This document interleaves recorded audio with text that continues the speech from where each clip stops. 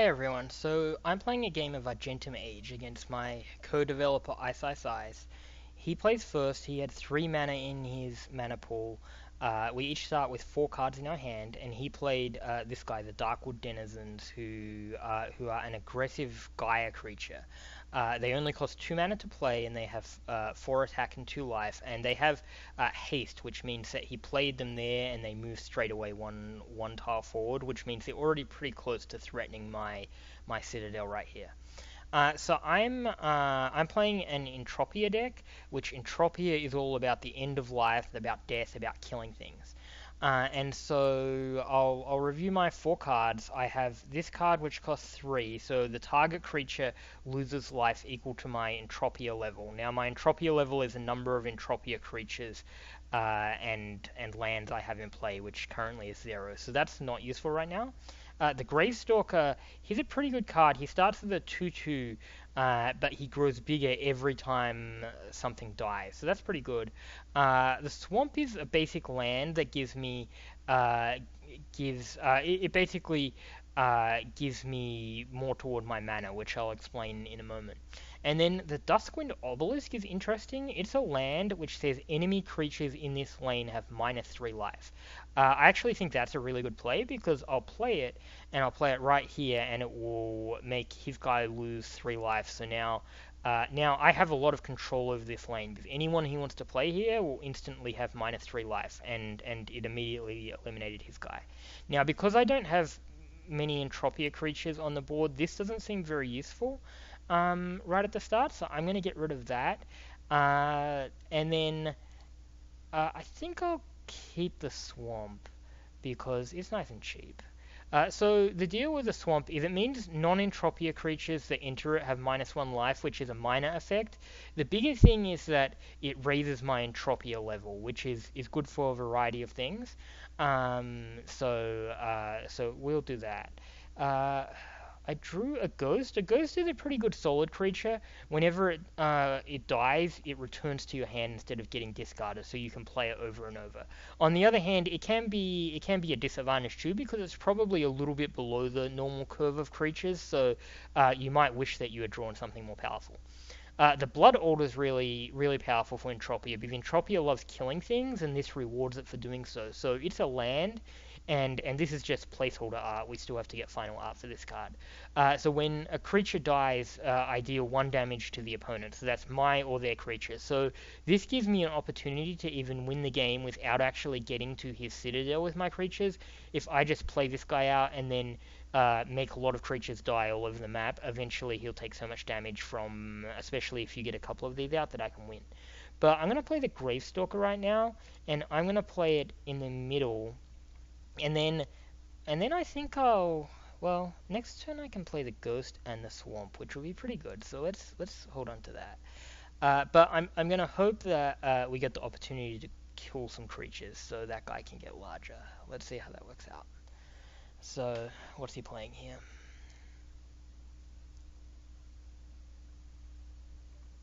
Okay, he's playing a Lycanthrope, and the Lycanthrope is a creature which starts off small, but then on his second turn he turns into a big 7/6 werewolf. So he's pretty threatening.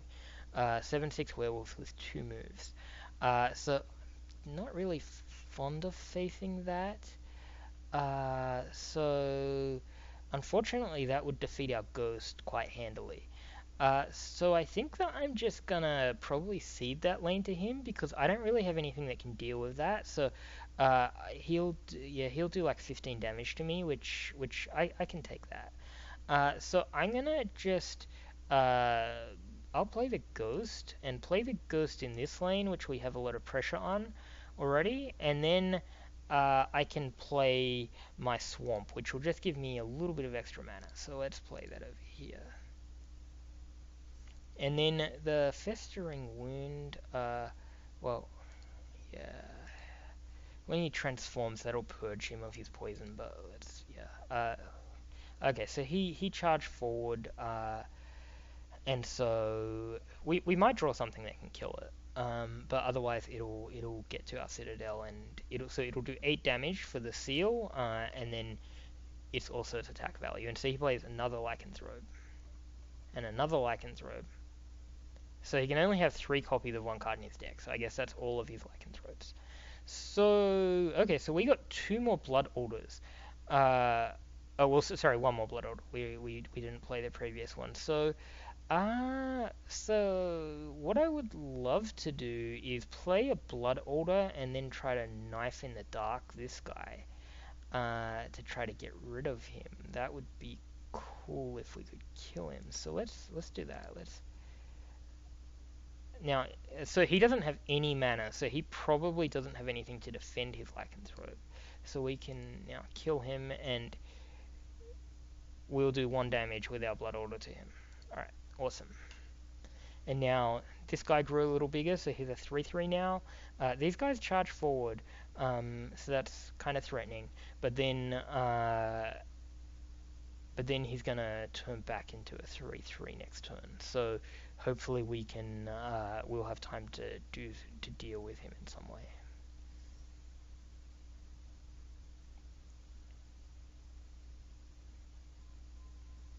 Okay, so he's playing Smite the Defilers, which it destroys an enemy creature that's in the same lane as an Aether land he controls. So he got this Aether land, the Shrine of the Martyr, out, and because of that he was able to kill our guy, which is kind of bad, but that happens. So now we have drawn Gezix, Lord of Death. Again, this is some placeholder art. Hopefully this will look more glorious in future incantations. Uh, this guy is actually really good because he gives all of our creatures life drain, which means that any damage they get, they steal that much in life. So one possibility is just playing this guy against one of his Lycanthropes, and then maybe let the other Lycanthrope get to the end, or maybe hope that we draw a kill spell of some kind. And then he also played this guy, and every time that guy takes damage, it gets more attack. So it has a lot of life, not much damage, but as time goes on, that might reverse. So we could also try to play like the other Blood Order and then try to swap creatures to do damage, but I really think that playing this guy is probably the best play. If he has like a Knife in the Dark so he can just kill that guy, it'll be pretty bad for us. So hopefully that's not what he has. And then we have a Curse. So the Curse doesn't seem it does. This is just like a little cantrip. So it costs 0 mana. Now it normally costs 3 mana, but it comes down by 1 for every Entropia level, and we're Entropia level 5. So it costs us 0. Target creature or player loses 1 life and draw a card. So we'll just ping him for 1. I don't think that doing 1 damage to any of these guys is very exciting. We drew a Hypothermia, which could be useful, and then our other cards are cool, so let's keep them and go on. So these guys went down to being 3/3s. Okay, so he plays Silence, which removes all of this guy's abilities. So this guy loses his life drain, but he's still an 8/8, which is still a pretty big creature. So he can still stand up to that guy unless he has some other card. So he plays a Quillball, which it has 1 range. It's only got 2 attack. And then he plays Furious Rampage, which gave this guy a buff. He gave +3 attack, and he got to move an extra turn. So we would have played Hypothermia if we got the chance and killed him. Instead, he gets to our Citadel, and he did 16 damage to us. He got the seal plus his attack. So that was pretty bad for us, but we can take that. So we're actually tied. We each have 24 life. So what I really want to do is I really want to get my Blood Altar out, because once I have my Blood Altar out, and it's really good to play it here because he's already taken this seal out, so any more creatures that get to the end of this lane will only do their attack power in damage. They don't get a seal bonus. So it's really not exciting for him to play creatures in this lane, which means it's the perfect place for me to put lands because they're unlikely to be captured from me. So let's see. So what I can do, and now that I have 2 of these things out, I'm really happy to just trade creatures with him, because every time we trade creatures, he's losing the game.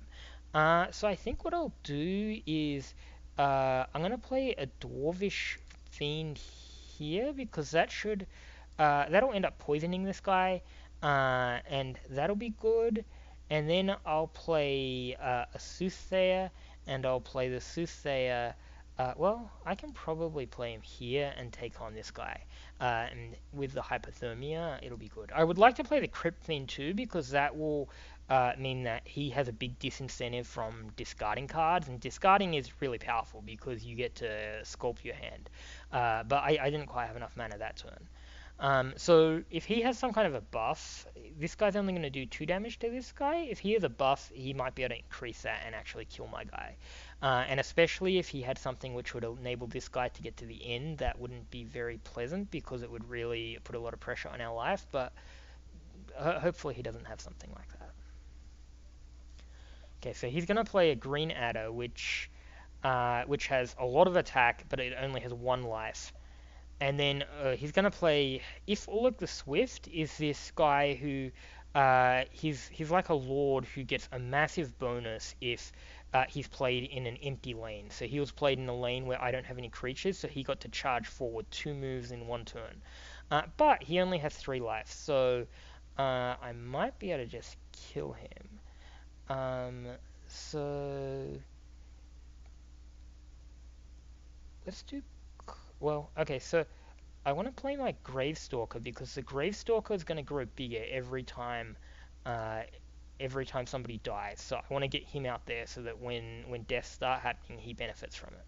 And so we will do our combat here, and this guy will die. This guy's poisoned, so he's going to die at the start of the next turn. And every time someone dies right now, he's taking 2 damage. And then we're going to play the Hypothermia here and see if he has something to block it with. Nope. So, and now this guy's already grown to be a 4/4. So now we want to play. I think we'll play our. We can play our Ghost probably here.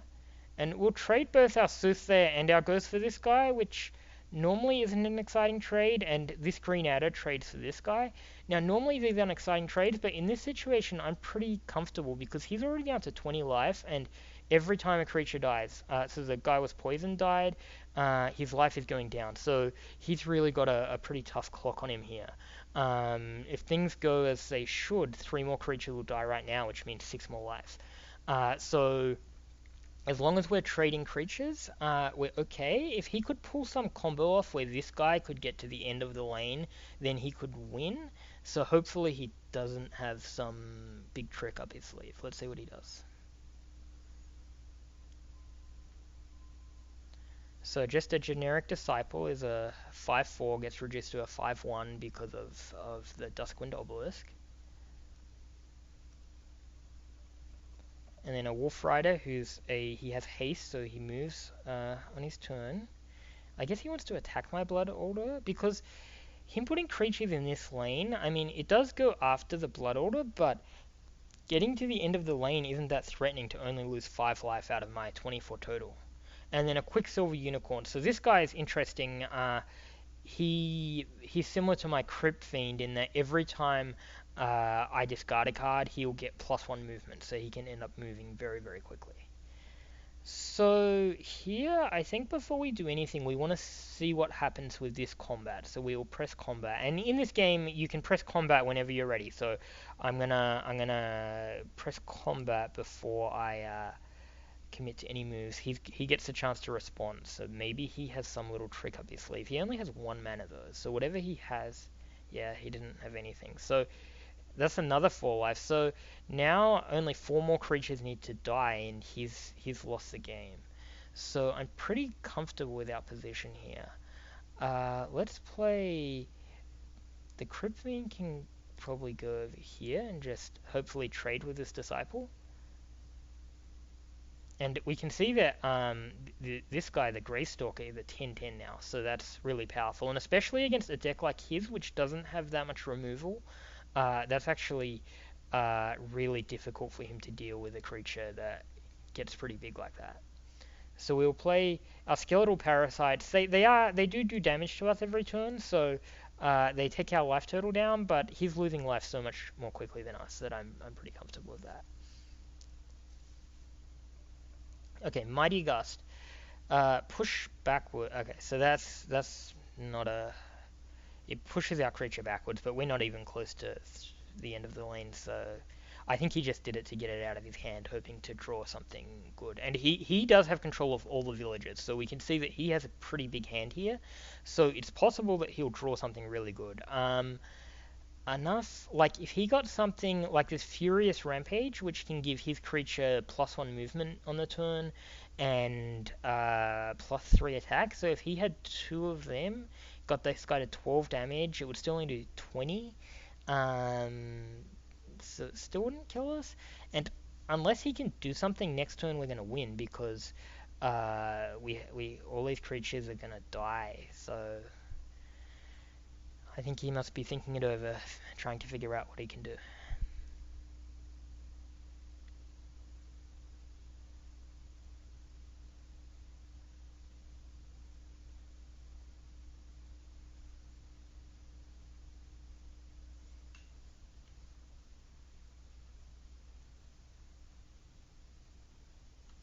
See what he's thinking about.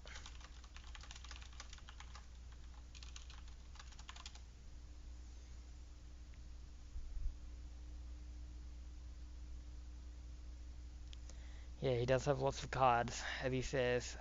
7 cards. But I don't know. I don't think he can come up with a winning comment. I mean, I'm trying to imagine what cards he'd have.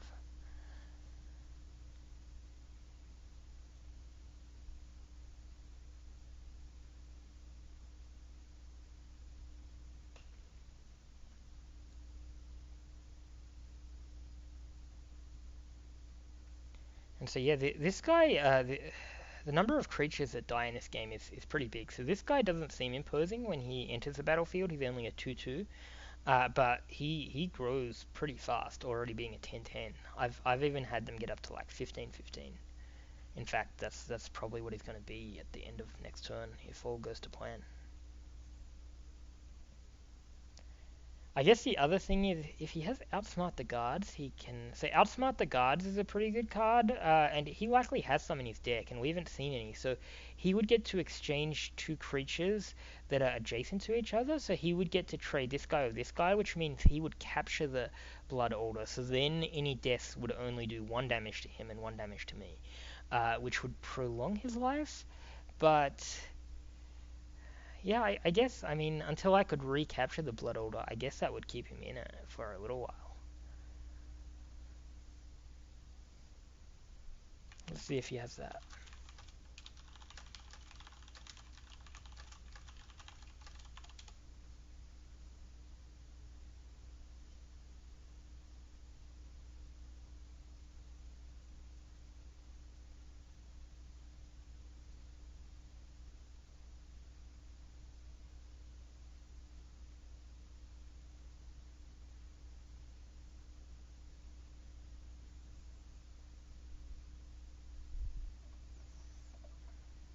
Really? A green out of it? That's not going to do it for him.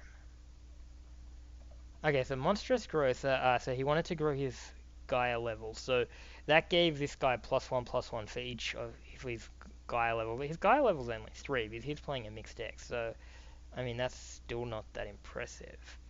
Yeah, I mean, that's just not gonna, because look at all these creatures that are dying. So these are all gonna die, and that'll give me victory. Well, unless he has one last trick to play in response. Let's see what he has. So weakness, my guy gets -3 attack.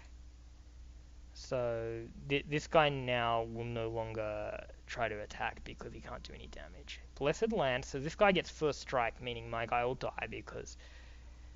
And Outsmart the Guards. Okay, so he does pull out the Outsmart the Guards, swap the position of two creatures. So he captures the Blood Order, and then only... Okay, so that's a pretty good play, I'm impressed. So what can we get back out of this?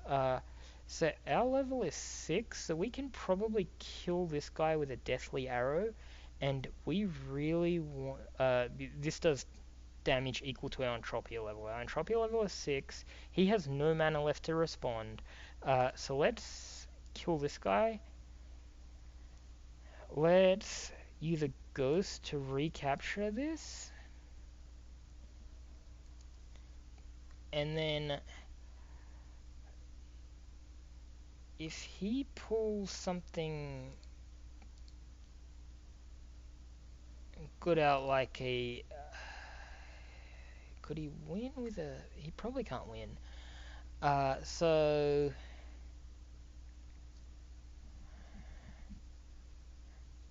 Not as many creatures are going to die this turn, only 2 creatures. This guy now has negative attack, so he does no damage. This guy's just going to run over him.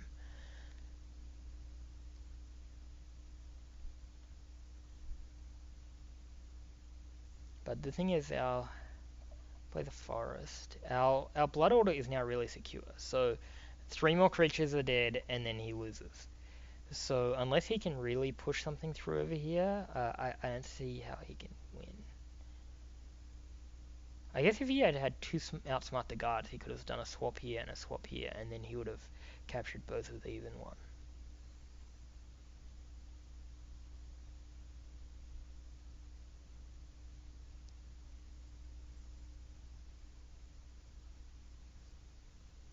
Maybe he's slow rolling me here.